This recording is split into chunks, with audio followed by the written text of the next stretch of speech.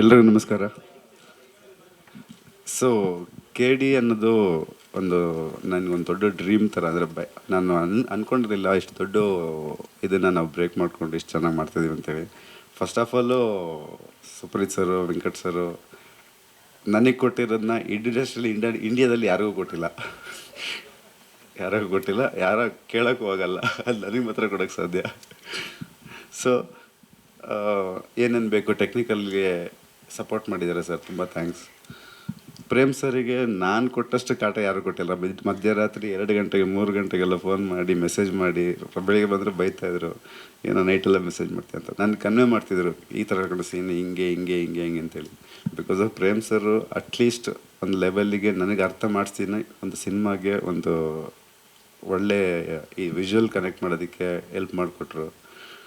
So Mohan ಸರು actually set ನೋಡಿದ್ದೀರಾ, ಅಷ್ಟು ದೊಡ್ಡ ಸೆಟ್ ಅಂತೇಳಿ. ನಾನು ಅವ್ರಿಗೆ ಎವ್ರಿ ಡೇ ಯಾವಾಗಲೂ ಫೋನ್ ಮಾಡ್ತಾ ಇರ್ತೀನಿ, ಸರ್ ಇದು ಹೆಂಗೆ ಬರುತ್ತೆ, ಏನು ಯಾವ ಟೆಕ್ಸ್ಚರ್ ಇರುತ್ತೆ ಅಂತೇಳಿ. ನಾವು ಕಲರ್ ಪ್ಯಾಲೆಟೆಲ್ಲ ಡಿಸ್ಕಸ್ ಮಾಡ್ತಿದ್ವಿ. ಸೊ ಎಲ್ಲ ಚೆನ್ನಾಗಿ ನಡೀತಾ ಇದೆ. ಹೀರೋ ಸರ್ ಬಗ್ಗೆ ಅರ್ಜುನ್ ಸರ್ ಅಂತೂ ಚೆನ್ನಾಗಿ ಮಾಡಿಕೊಟ್ಟಿದ್ದೀರ ಸರ್. ಧ್ರುವ ಸರ್ ಯಾವಾಗಲೂ ನನಗೆ ಸೆಟ್ಟಲ್ಲಿ ಬಂದು ಹೇಳ್ತಾ ಇರ್ತಿದ್ರು, ಎಲ್ಲ ಚೆನ್ನಾಗಿ ಬರ್ತಾಯಿದೆ, ತುಂಬ ಚೆನ್ನಾಗಿ ಬರ್ತಾಯಿದೆ, ಯೂಸಾಗಿ ಬರ್ತಾಯಿದೆ ಅಂತೇಳಿ.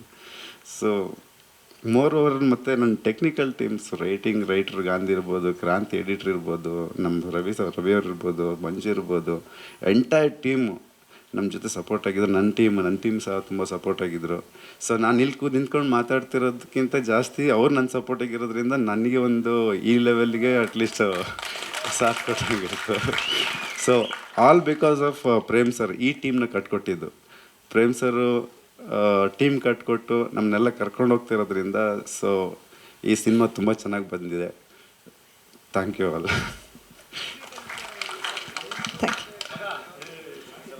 ಹಾಂ, ಟೆಕ್ನಿಕಲ್ ವಿಚಾರ ಬಂದರೆ ನಾವು ಯೂಸ್ ಮಾಡ್ತಿದ್ದೀವಿ ಬಂದು ವೆರಿ ಬಿಗಿನಿಂಗ್ ಇದು ಸಿಗ್ನೇಚರ್ ಪ್ರೈಮ್ ಲೆನ್ಸು ಮತ್ತು ಆರಿ LF ಸ್ಟಾರ್ಟ್ ಮಾಡಿದ್ವಿ.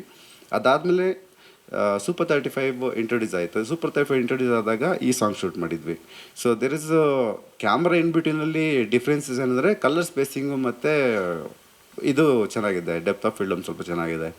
ಸೊ ಹಂಗಾಗಿ ದಿ ಬೆಸ್ಟ್ ಎಕ್ವಿಪ್ಮೆಂಟು ನಾವು ಯೂಸ್ ಮಾಡಿರೋದು.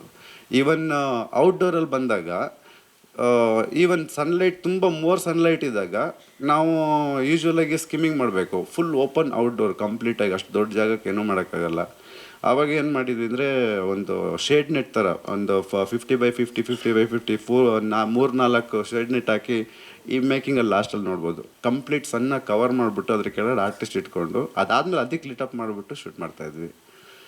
ಸೊ ಹಂಗಾಗಿ ನಮಗೆ ಒಂದು ಆಂಬಿಯೆಂಟು ಕ್ರಿಯೇಟ್ ಮಾಡೋದಕ್ಕೆ ಈಸಿ ಆಯಿತು.